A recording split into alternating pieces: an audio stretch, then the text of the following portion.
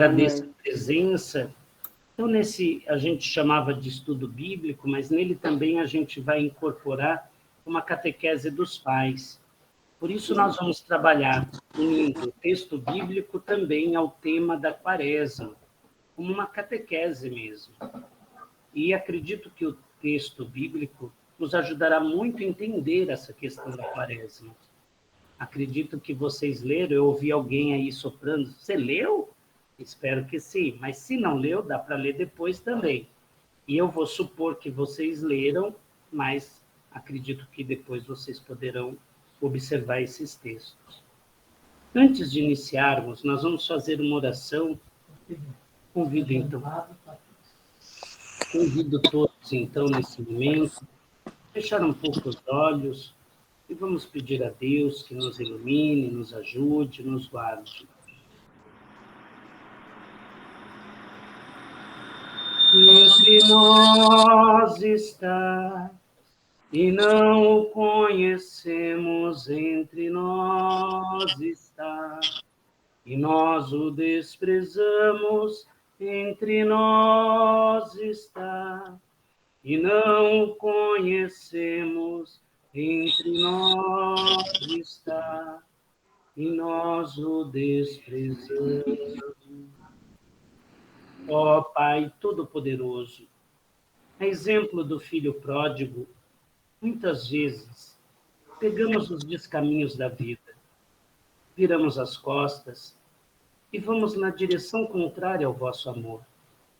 Que o Senhor nos ajude, neste momento reflexivo, a perceber nossos erros, nossas falhas, muitas vezes nossos desejos mesquinhos, que não trazem um verdadeiro sentido à nossa existência. Que o Senhor nos ajude, neste momento de oração, neste momento de reflexão, a voltarmos para Ti, a termos a coragem de voltar ao Teu abraço, à Tua presença e ao Teu amor.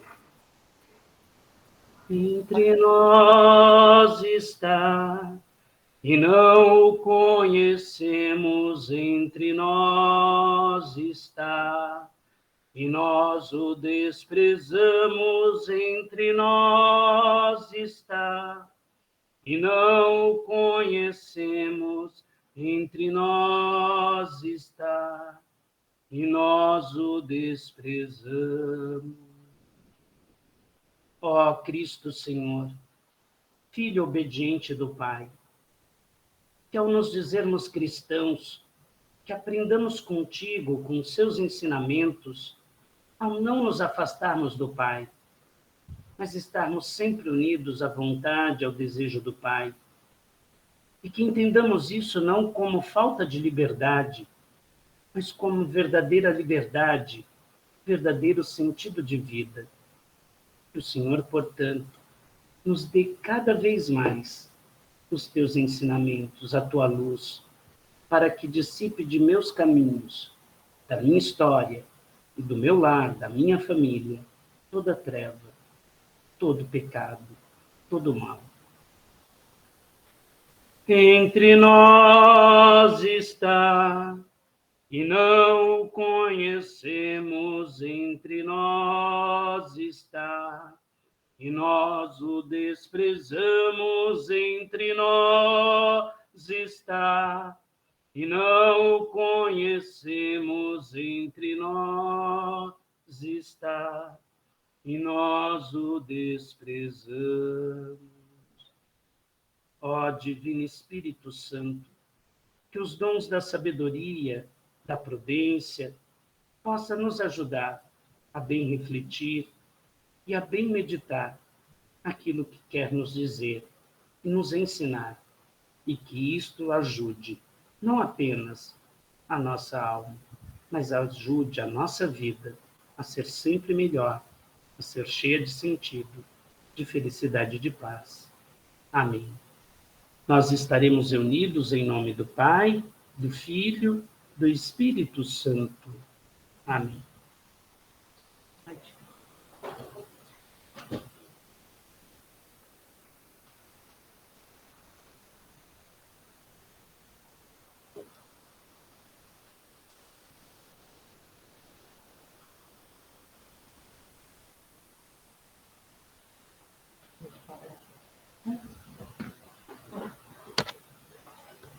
Meus irmãos, minhas irmãs, portanto, a partir do texto do filho pródigo, e só lembrando aquilo que vocês meditaram, rezaram esses últimos dias, o filho pródigo é uma representação de todo ser humano.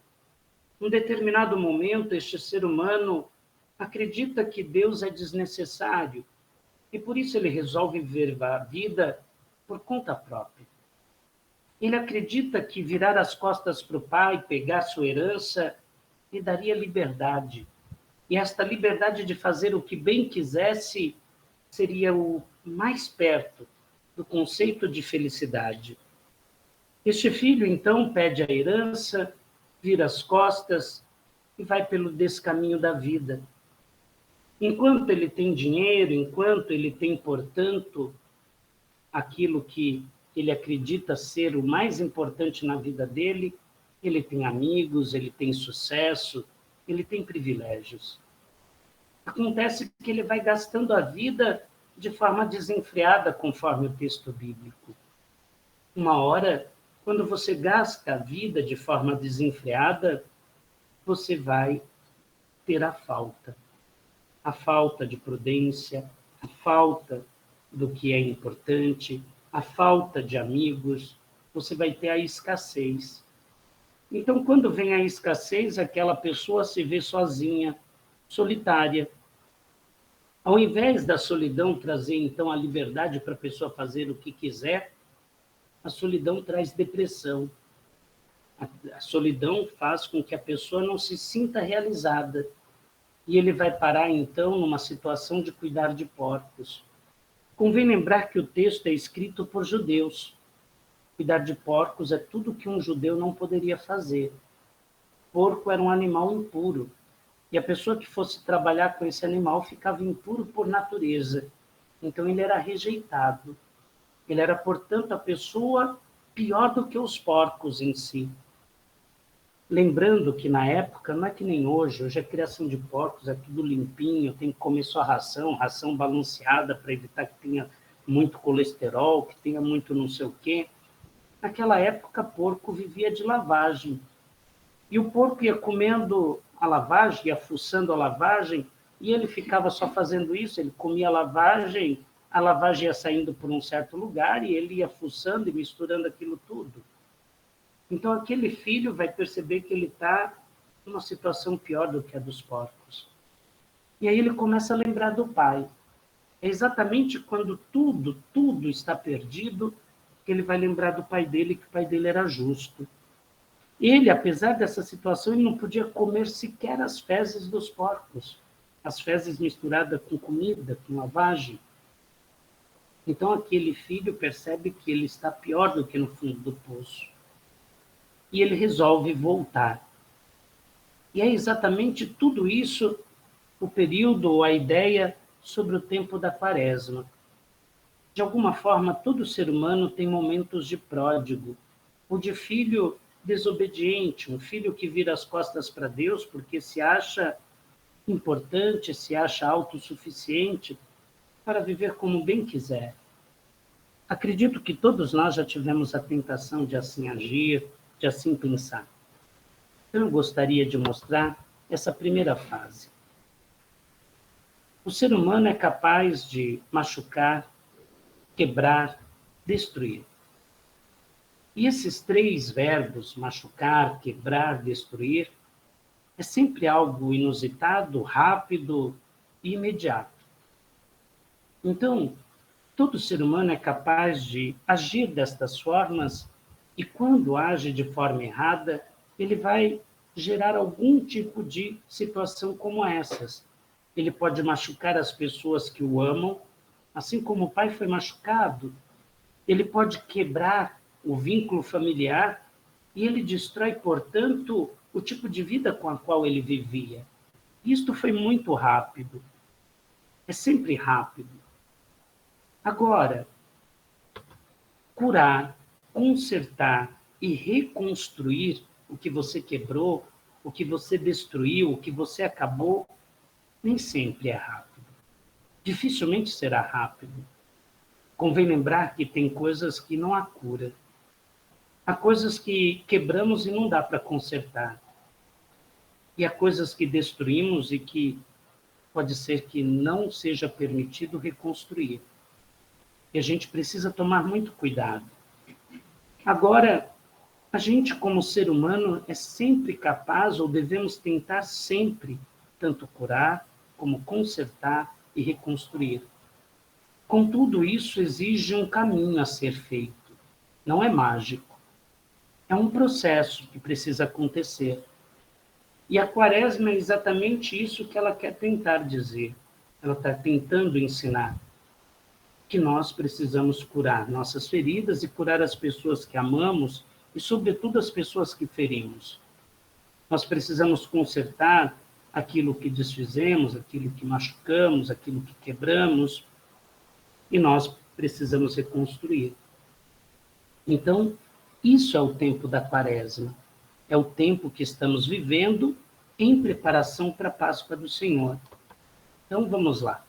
Quaresma é tempo de tratar e curar as feridas que o pecado abriu em nós. Então, quando peco, se abre uma ferida, um machucado, e a gente precisa, no tempo da Quaresma, tentar amenizar isso. A gente precisa purificar a ferida, a gente precisa fazer asepsia nesta ferida, a gente precisa que ela fique aberta, para que, aberta, vá podendo, com contato com o ar, ela sarar mais rápido, ela cicatrizar, criar uma casca. Depois essa casca, aos poucos, vai diminuindo até ela desaparecer e o corpo se regenerar. Então, a Quaresma, ela quer ser este período. A Quaresma também é tempo de reconhecer o quanto nos afastamos de Deus e de sua vontade. E aqueles que queiram poderão decidir voltar a viver segundo Deus, voltado para Deus, deixando que Deus o olhe e sendo olhado e tentando buscar olhar Deus nos seus caminhos, na sua vida. Mas isso é sempre livre. E como vocês vão ver, o filho foi livre, ele podia continuar tentando comer a lavagem dos porcos e viver aquela vida inútil, sem sentido, ou ele podia cuspir o seu ego, sua vergonha e procurar o Pai, procurar de alguma forma o olhar de Deus, o olhar do Pai, o abraço do Pai. Então, a Quaresma é esse tempo de consertar, reconstruir, curar aquilo que, devido ao nosso egoísmo, foi danificado, foi destruído. Então, convém lembrar que nós cristãos, nós nunca começamos do nada. A gente tem um ponto de partida. O ponto de partida é o nosso batismo. Pelo batismo, nos tornamos filhos e filhas de Deus. Nada pode tirar isso de nós. A gente pode querer não ser mais filho. Lembre, o filho pródigo foi assim que fez. Olha, dá parte da minha herança, eu não preciso mais te tratar como pai, você não precisa me considerar seu filho. O que eu queria de você era a sua herança, era o dinheiro, era aquilo que você poderia me dar. E agora eu vou virar as costas para você, você pode me esquecer. E é assim que ele pensa, foi assim que ele agiu. Mas ele não deixou de ser filho. Ele pode ter deixado de se considerar filho, mas ele não deixou de ser filho. Esse ponto de partida, esta essência, está viva. Foi, de alguma forma, acesa em nossas almas desde o nosso batismo e ninguém pode roubar isso. E nem nós podemos destruir isso. Isso está além das nossas forças.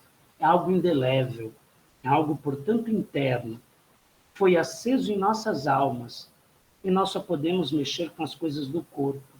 Nós não temos o poder, enquanto humanos, de mexer nas coisas divinas, sagradas, e a alma é uma destas questões. A outra questão, pelo batismo, nós nos tornamos povo de Deus. Povo de Deus. Então, mesmo quando agimos errado, não deixamos de ser povo de Deus. Às vezes, como povo de Deus, agimos mal. Não agimos como irmão, não agimos em conjunto, não agimos como comunidade. Às vezes, o egoísmo toma conta. Mas esta essência de povo de Deus está lá. E a gente sempre pode retomá-la. E é sempre preciso retomar. Portanto, a quaresma é tempo de também lembrar o nosso batismo.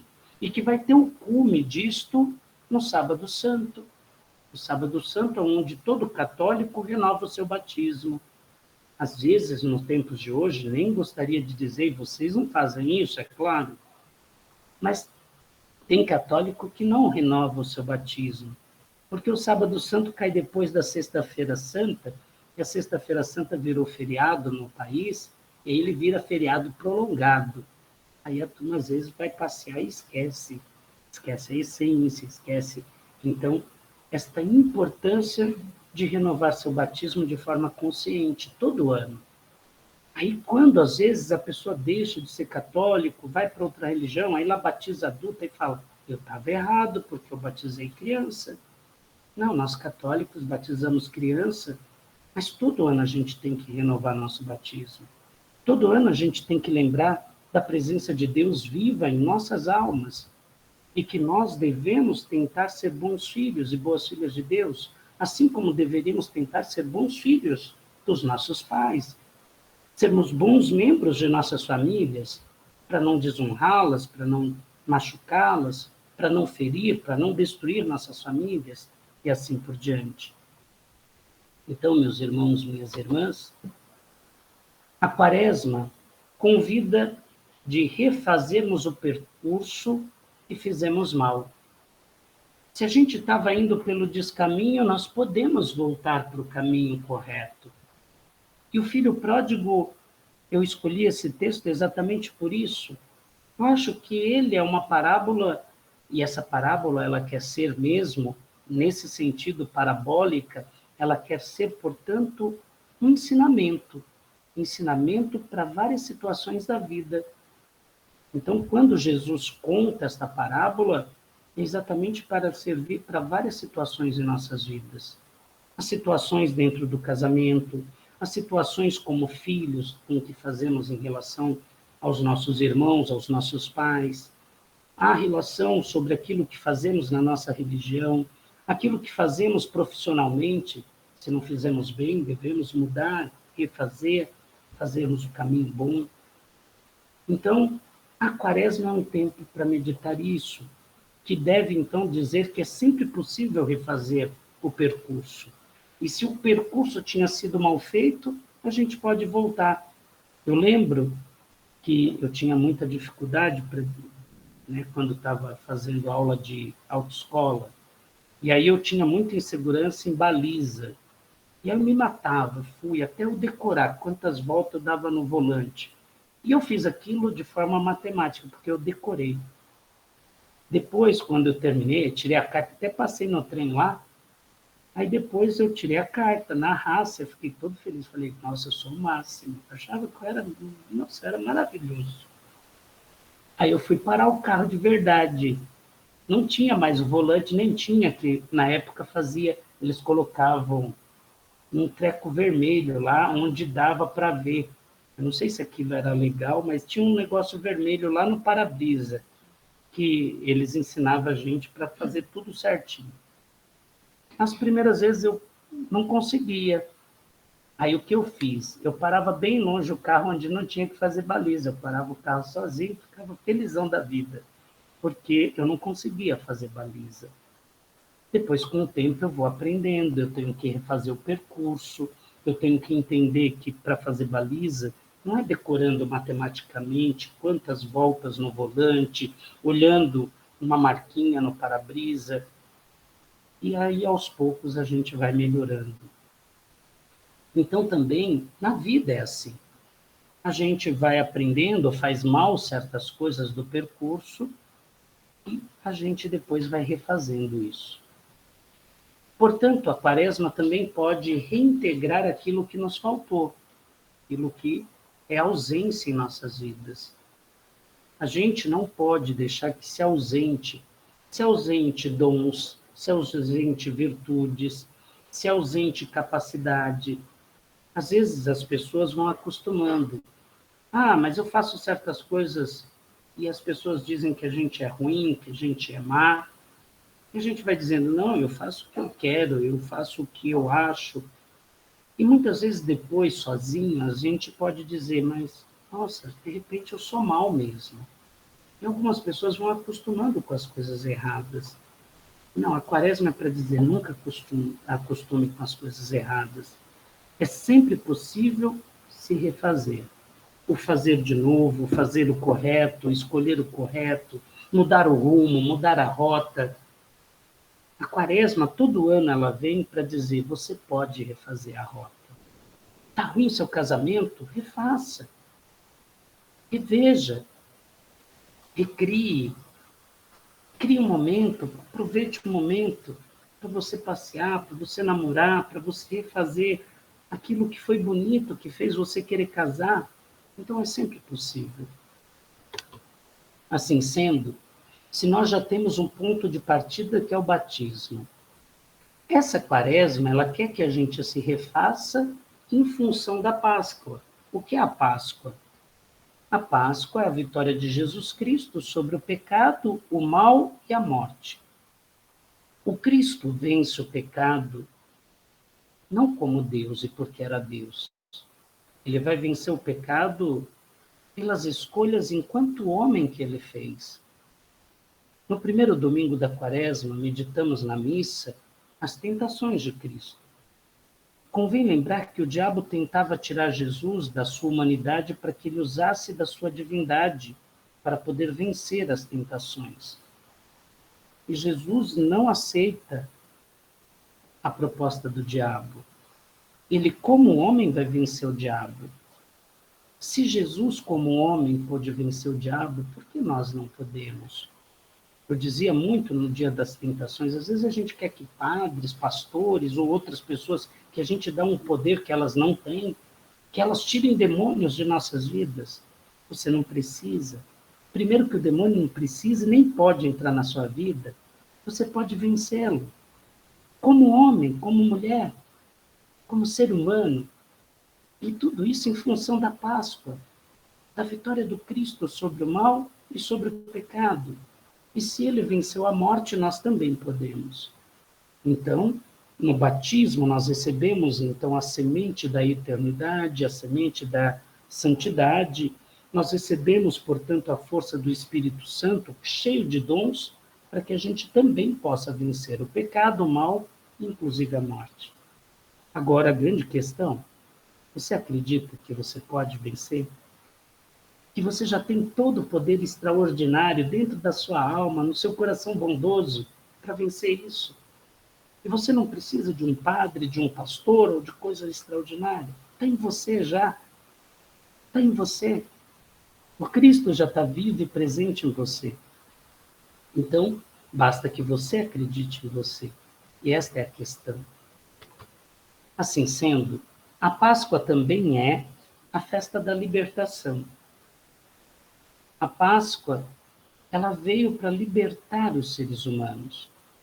Hoje em dia, às vezes, as pessoas brigam porque dizem, sobretudo até que o Papa Francisco, ele usa da teologia da libertação. Se for uma teologia da Páscoa, é exatamente isso. A Páscoa liberta o ser humano da força do mal.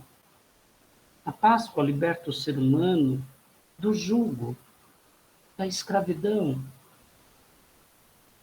E vai dizer a este ser humano que livre em suas decisões, ele pode vencer a tentação da serpente, aquela serpentinha que ludibriou Adão e Eva, também é uma história paradigmática que meditávamos também no Dia das Tentações na missa. Por isso, a Páscoa livra daquilo que nos prende, daquilo que nos aprisiona, daquilo que escraviza o ser humano. A Páscoa, podemos dizer que ela é libertadora. Ela reabre o paraíso. É como se Jesus, ao morrer se sacrificando na cruz, ele arrebentasse a porta que havia sido fechada no paraíso, como se dissesse que o paraíso não mais pertence aos filhos e filhas de Deus, aqueles que foram criados por Deus, e não é verdade. Aqueles que foram criados por Deus, o Deus estará sempre esperando eles voltarem e retornarem para casa.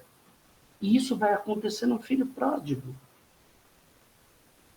Então, agora a gente precisa saber se isso é verdade, se a gente acredita nisso.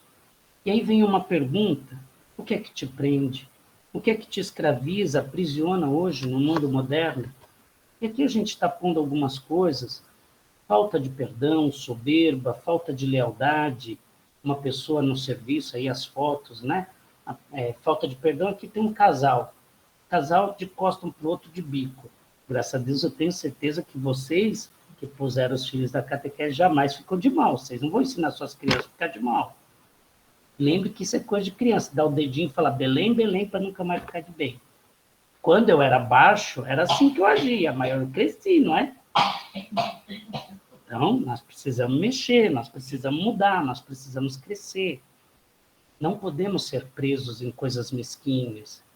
Isso aprisiona, isso faz com que pare de haver amor e surja ódio. E isso escraviza o ser humano, e o ser humano vai sendo sujeito ao mal. Mas o mal não é mais forte. O que faz? O que atrapalha um ser humano pedir perdão? Fazerem as pazes. E um casal deve fazer as pazes se beijando, se amando, mostrando para os filhos, um fazendo cafuné no outro, falando palavras bonitas um para o outro, e assim por diante. Ali tem um cara soberbo, o cara que põe a mão no peito dizendo eu sei tudo, eu gosto de tudo, eu sei o que é melhor para os outros, eu sou mais importante que os outros, e assim por diante. Depois ali tem uma figura de pessoas que estão trabalhando, então uma pessoa que no trabalho passa rasteira no outro para ver se promove mais.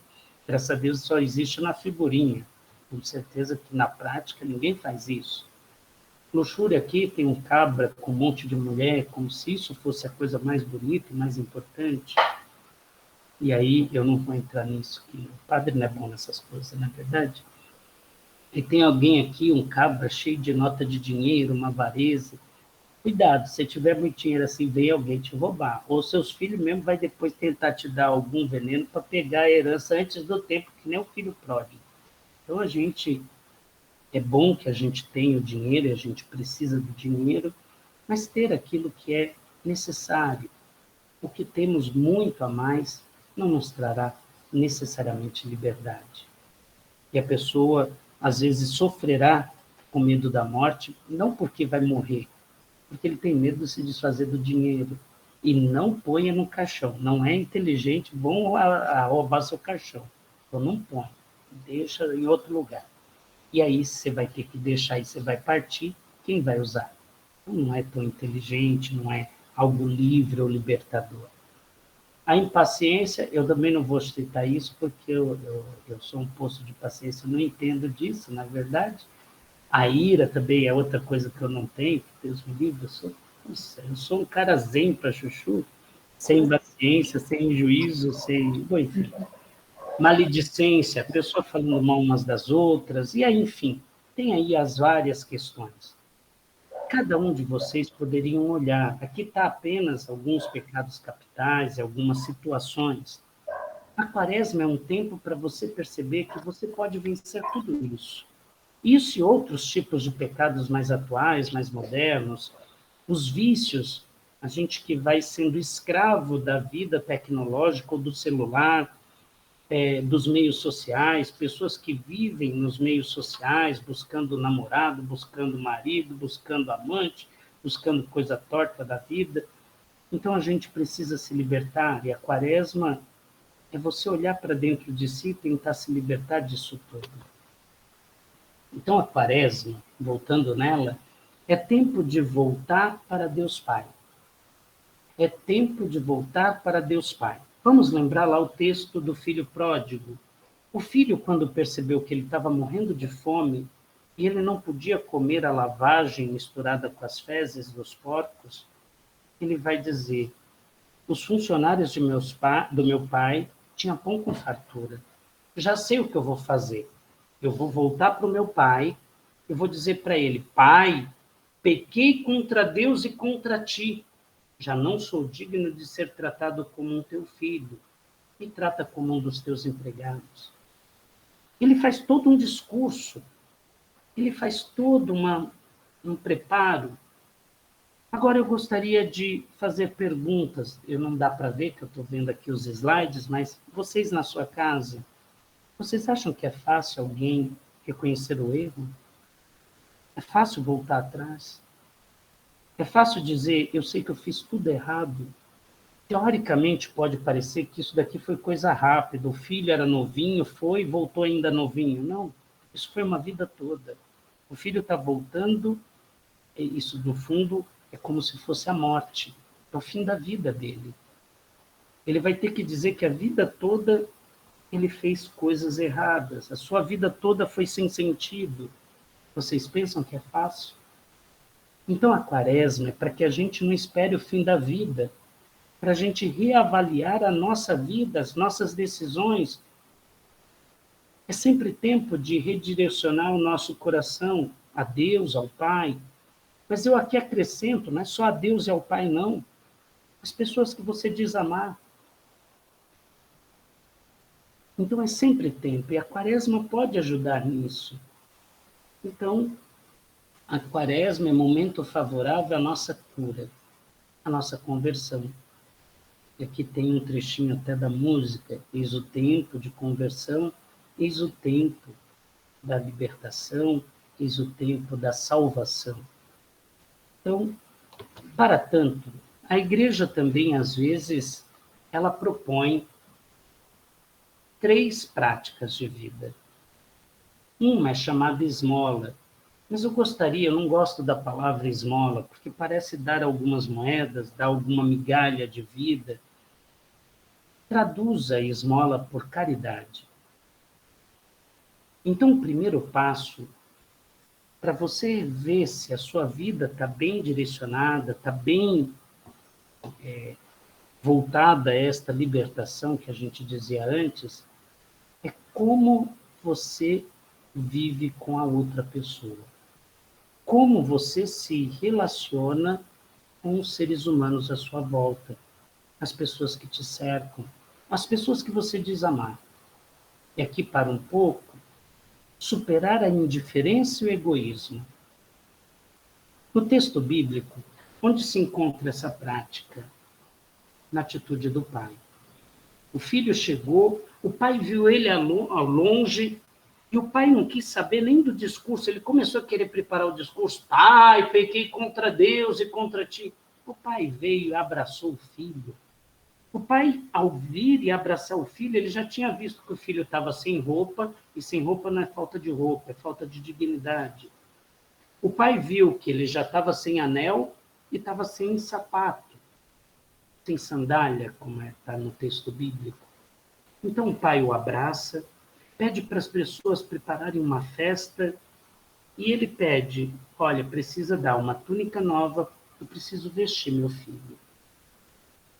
Eu preciso que vocês tragam um anel.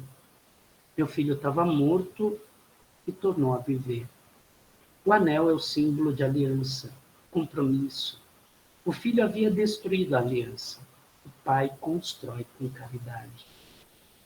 Mas o pai é a dimensão de Deus, e você pode agir como Deus, e deve agir como Deus, deve querer agir como Deus. Porque esse é o nosso ideal. Apesar de humanos, nós podemos fazer coisas divinas. O ser humano é capaz das coisas mais belas. E as coisas mais belas não podem estar voltadas para nós mesmos. As coisas belas é aquilo que fazemos graciosamente para as outras pessoas. E tanto é que as coisas mais belas que nunca vamos esquecer é quando alguém faz algo grandioso e que eu não consigo retribuir. Eu fico como se fosse uma dívida. Mas aquela pessoa nunca quer que eu pague. Eu nunca vou esquecer alguém que me fez um bem sem nenhum interesse. E aquilo que eu faço de bem sem nenhum interesse de retribuição, isso se lança a algo infinito, ao eterno, ao divino. Mesmo quem não acredita, a gente chama isso de céu. É isso que faz com que as coisas não acabem, que encontrem um sentido, que esteja além desta vida e além da morte. Então, Esta é a tal da esmola, mas que eu não gosto desse título. Traduza por caridade, por partilha, e ela é sempre relacionada ao outro. Convém lembrar que às vezes a gente acha que ser bom é fazer bem aquilo que nós temos como virtude. Jesus vai dizer, não. Ser bom é quando você sai de você, você se entrega a outra pessoa. Imaginemos a Páscoa. Deus se entrega numa cruz. Sem medo das pessoas acharem que ele não é Deus, porque vão deixar de acreditar, porque vão achar que ele foi um derrotado, e vão chamá-lo de derrotado. Ele sofre escárnio. Você não curou outros, você não salvava as pessoas, desce da cruz. E riam dele. E Deus continua descendo não da cruz, mas do céu, para nós católicos. E ele não tem vergonha, sendo tão grandioso, se traduzir num pequeno pedaço de pão, apenas para caber no seu coração. Isto também nós chamamos de caridade, de partilha, ou, se quiserem, a esmola de Deus. Um Deus que se faz esmolé. Um Deus que se faz esmola para acabar com o fracasso de nossas vidas. E isso é Páscoa, e isso a Quaresma nos ensina. Então, a prática da caridade é uma forma de vencermos o egoísmo, vencermos o que eu quero apenas, o que me interessa apenas, o que me é bom, o que me faz, o que me dá vantagem. Então, você pode pegar, sobretudo, a atitude do pai nesse texto do filho pródigo. Então, aqui eu deixo como lição de casa, se vocês quiserem. Releia o texto depois e veja as atitudes do pai. Ele não questiona o filho que quis herança antes dele morrer. Ele dá. Ele não questiona o filho que volta com uma mão na frente e outra atrás, ou como diz as pessoas, com não sei o que no meio das pernas. O pai não importa nada disso, o abraça, devolve a ele aquilo que ele não merecia. O pai dá aquilo de bom grado, sem pedir nada em troca. E depois vai tentar ensinar o outro filho a entender isso. Outro filho não vai aceitar. O filho mais velho é aquele que não é caridoso. Ele não vai fazer a quaresma. Ele parecia perfeito, mas não era perfeito porque não há caridade, não há partilha. Ele não enxerga o próximo. Ele não enxerga o irmão como alguém que ele precisa cuidar. A oração. A oração seria restaurar a nossa relação com Deus. No texto do filho pródigo é a tendência ou a tentativa de diálogo entre o pai e os filhos. Toda conversa, tanto do filho pródigo com o pai, como a conversa do filho mais velho com o pai, é uma oração. Tem a oração que teve um resultado positivo, porque a oração você tem que conversar com o pai, mas você tem que ouvir o pai e aceitar a proposta do pai. O filho mais novo, ele vai chegar com seu discurso preparado. Pai, pequei contra Deus e contra ti. Já não sou digno de ser tratado como teu filho, mas me trata como um empregado. A resposta do pai nesta oração não tem palavras. O pai não se dirige ao filho mais novo. O pai se dirige às outras pessoas e pede para trazer o que falta ao filho. O pai se alegra. E o pai vai dizer o porquê. Meu filho estava morto e tornou a viver. A oração verdadeira é aquela que gera vida, que nos tira de situações de morte, de várias situações de morte, seja elas quais forem. Então, reze profundamente, leia a Bíblia, reze profundamente, vá vencendo as situações de morte sua e das pessoas que você ama. É tão bonito quando às vezes as pessoas estão rezando pela pessoa amada que está doente, e a pessoa vem rezar do fundo do seu coração. E ela tem que entender que Deus vai fazer o melhor. Às vezes o melhor não é o que nós queremos, mas nós acreditamos no céu. Do outro lado, o filho mais velho vai ser indagado por Deus, pelo pai. Filho, vem você também para a festa. Eu não vou. Eu sempre fui fiel a você, não gastei dinheiro seu com prostitutas. Agora, o senhor nunca me deu um novilho cevado para que eu pudesse celebrar com os meus amigos. Mas, filho, tudo que é teu é meu. Seu irmão estava morto, tornou a viver. Nós precisamos celebrar a vida. Agora você precisa partilhar sua vida com esta pessoa que não tinha nada, que perdeu tudo. Ele precisa reconquistar o pai e o irmão. E para isso precisa que você o perdoe. E a quaresma é tempo para isso, a oração é tempo para isso. Reconstruir caminhos, curar feridas. O que foi destruído pelo outro, o outro tinha que agora ficar feliz e deixar reconstruir. Lembra o que eu disse? Quando alguém comete um erro, há coisas que foram destruídas e que precisam ser reconstruídas. Às vezes há coisas que dependem dos outros para que possamos reconstruir. É por isso que temos que tentar evitar cair no pecado. E se cairmos, tem coisas que não dependem apenas de nós para reconsertar, reconstruir, refazer. Há caminhos que dependem dos outros. E a oração deve fazer com que a gente sempre permita que coisas sejam reconstruídas, refeitas, redirecionadas e assim por diante. E a oração é o caminho próprio para isso. Por fim, agora vem o jejum. O jejum, ele quer restaurar a nossa relação com a nossa liberdade interior. Desculpem, às vezes as pessoas fazem jejum de coisas muito superficiais. E a gente fica tão preocupado quando a gente quebra jejum tão superficial. Eu prometi não comer chocolate. Comer chocolate, pronto, vou para o inferno por causa do chocolate. Não, não vai para o inferno por causa do chocolate. Mas o chocolate não vai mudar nada a sua vida. A não ser que você tenha diabetes, você come muito. Aí talvez você não morra de diabetes, pelo menos. Mas não é isso que vai modificar a sua vida. O verdadeiro jejum, você deve partir do pressuposto eu gosto. O eu gosto torna você escravo do seu ego. É um capricho. Eu gosto, eu posso, eu faço o que eu quero. Esta é a grande questão. O que faz com que você seja preso ao seu gosto, ao seu devo, o meu ego, o eu faço o que eu bem entender? E às vezes vocês poderiam não perceber que isso é contraditório a uma liberdade interior.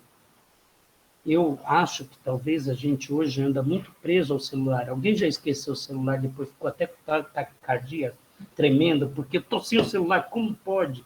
Aí você volta no meio do caminho para pegar o celular, porque você não ia poder ir para onde você fosse sem o seu celular, porque vai que alguém manda uma mensagem.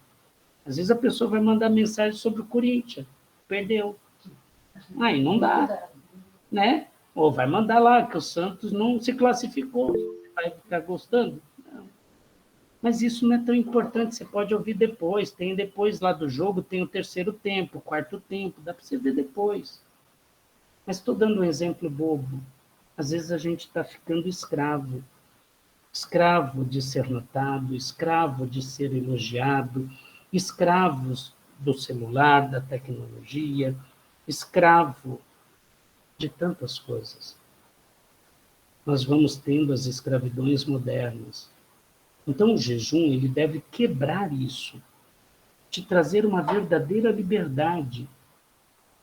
Então, se há algum tipo de vício que você tem, o vício te escraviza, você precisa quebrar isso, e você vai ver que isto deve te trazer uma liberdade, uma tranquilidade, um crescimento enquanto ser humano, enquanto filho de Deus. enquanto filho de Deus. Então, você deve sair do eu gosto para a seguinte questão: eu devo. E por que essa palavra eu devo e não eu gosto? Porque ela exige que você tenha autodomínio, renúncia livre. É por isso que você não tem que dizer para ninguém do seu jejum. Se você disser, quebrou tudo isso. O ego continua.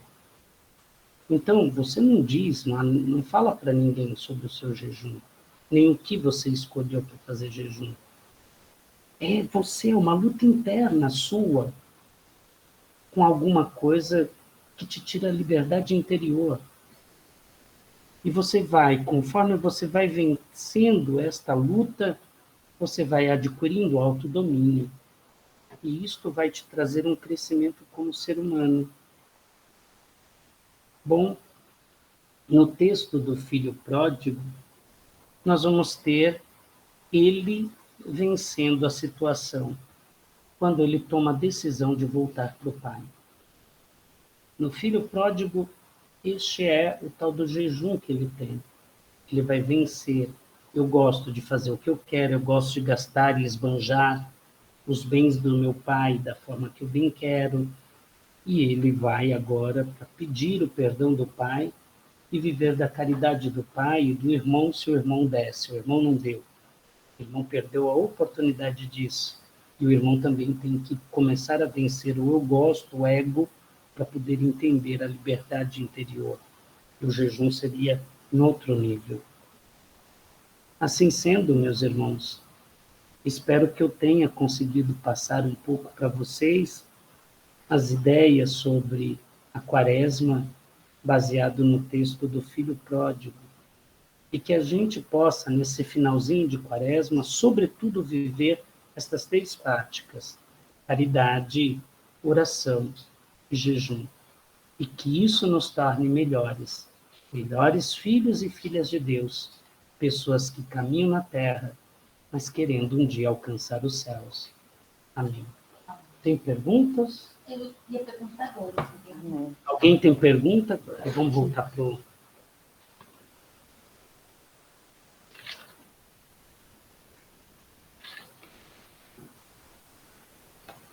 Alguém tem pergunta? Não sei se ficou claro.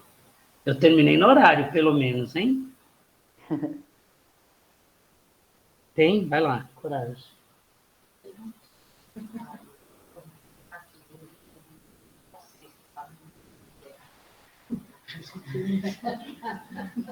Ó, alguém fez uma pergunta que ouviu que o jejum é de segunda a sexta e que no sábado e domingo é liberado. A Quaresma, ela não vai, ela trabalha o jejum de 40 dias. E jejum de coisa significativa. Volto a afirmar isso. E não é algo que a gente deva ficar a ferro e fogo, como se a gente fosse para o inferno, se a gente tem um deslize ou outro. A gente tem que tomar cuidado. Às vezes vocês vão ouvir, até padres estão dizendo isso. Ah, o jejum, toda sexta-feira tem que fazer jejum. A igreja não diz isso. A igreja nunca disse isso. Alguns padres dizem isso, mas não a igreja.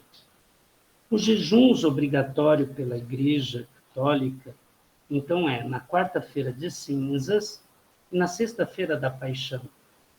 Se você pessoalmente, toda sexta, quer fazer jejum, aí você diz, é de carne. Sei lá, mas é isso que vai mudar a sua vida? É isso que vai te fazer mais caridoso? E aí cada um tem que responder.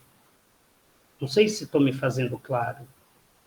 É mais fácil fazer jejum de carne ou de certa carne, alguns vão criando várias ideias, e isso não muda a vida de algumas pessoas. Isso não torna ela um melhor marido, isso não torna ela um melhor pai, ou isso não torna uma melhor esposa, uma melhor mãe. Às vezes isso não nos torna melhores cidadãos, isso não nos torna, às vezes, melhores cristãos e assim por diante. O jejum verdadeiro deve trazer um crescimento como ser humano. Que você queira ser melhor, você seja melhor. Você vença aquilo que o filho mais velho não conseguiu. Convém que o filho mais velho é uma representação dos fariseus, que vão levar Jesus à cruz. Então, às vezes, tem gente que lê errado e fala, não, mas eu não entendo isso. Coitado do filho mais velho, sempre foi bonzinho com o pai. Ele tinha interesses, não era amor. O filho mais velho acredita, por sempre ter sido fiel ao pai, ele tinha mais direitos que os outros, era superior aos outros. E aí, ali, o texto está fazendo uma crítica a seres humanos que se acham superiores aos outros. Vocês já sofreram com alguém que se acha melhor que você? Você concorda com isso? Se você concordar com isso, então você fica com dó do filho mais velho. Mas deu para entender como isso não é coerente? Quem de nós já não sofreu porque alguém se achava melhor, superior a nós, e de alguma forma nos menosprezou, nos deixou de lado, pisou na gente? Então, eu não posso querer. O filho mais velho não é um ideal de cristão ou de um bom ser humano. Então, o jejum ele tem que querer.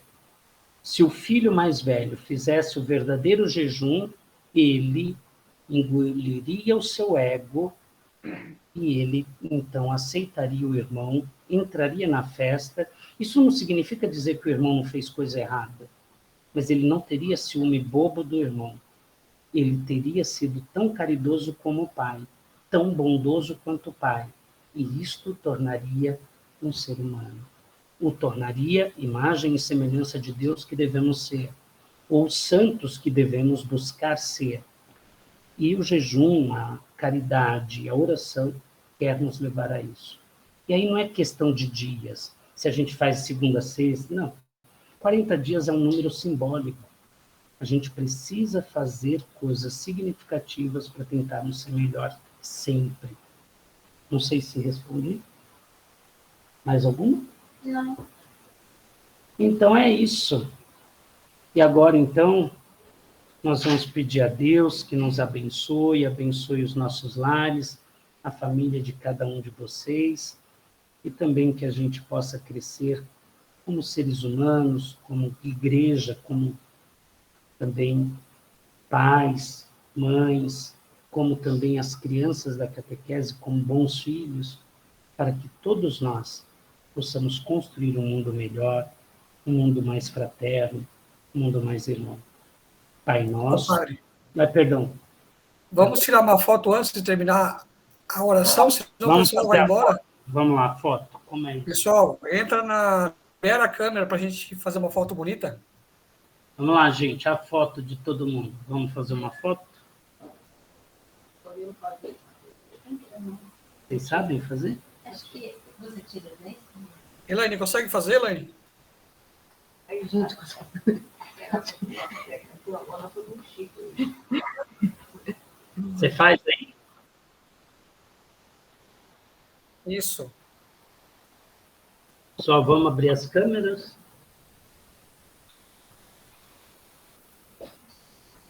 Achei. Eu?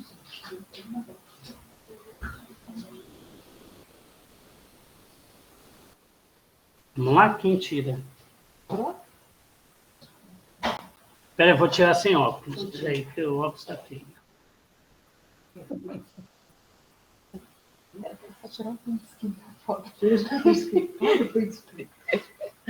Todo mundo olhando para X. X.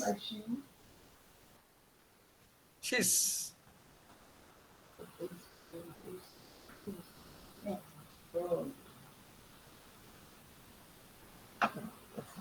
Deu? Quer tirar foto? Não. Vou tirar uma aqui, Pai gente. nosso, que estais nos céus, santificado seja o vosso nome. Venha a nós o vosso reino, seja feita a vossa vontade, assim na terra como no céu. O pão nosso de cada dia nos dai hoje, perdoai as nossas ofensas, assim como nós perdoamos a quem nos tem ofendido, e não nos deixeis deixeis cair em tentação, mas livrai-nos do mal.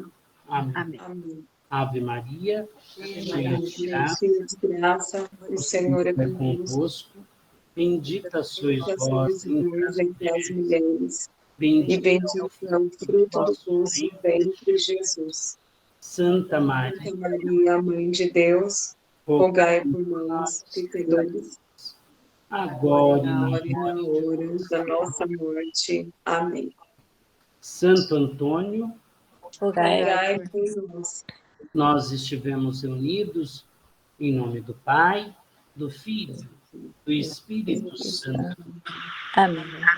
Que esta bênção se estenda sobre a família de todos nós. Amém. Amém. Boa noite. Amém. Boa Boa noite. noite, Padre. Obrigada. Boa noite, obrigada. Foi Tchau, ótimo. pessoal. Boa noite. Boa noite. Boa noite. Boa noite. Como é que você... Boa noite. Boa noite. Nossa, quem tá fazendo? Fala boa noite.